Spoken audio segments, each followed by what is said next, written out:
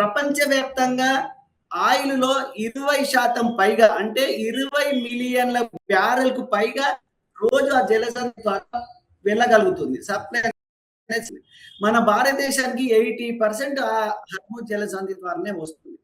So దీని ద్వారా Trump ఏమనుకుంటున్నాడంటే ఈ ఇరాన్‌ను, ఈ హర్ముజ్ జలసంధిని కంట్రోల్ చేయగలిగే ప్రపంచం యొక్క ఆర్థిక వ్యవస్థకు మూలము చమురు, వాటి సప్లై.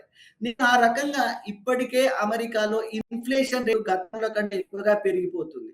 ఇప్పుడున్న పరిస్థితిలో తన దేశంలో వస్తున్న కష్టాలు, నష్టాలు, వ్యతిరేకతను, ఆర్థిక ఇబ్బందులను తప్పించుకోవడానికి ఇరాన్‌పై దాడి చేయడం జరిగింది. ఈ హర్ముజ్ జలసంధిని కంట్రోల్ చేసుకోవడం ద్వారా తన కంట్రోల్ చేసుకున్నట్టయితే ప్రపంచంలో సగం యొక్క ఆర్థిక వ్యవస్థ అమెరికా చేతిలో ఉంటుందనే ఒక చెడు ఆశతో, ఒక దుర్మార్గమైన బుద్ధితోనే దీన్ని యుద్ధం మొదలుపెట్టారు.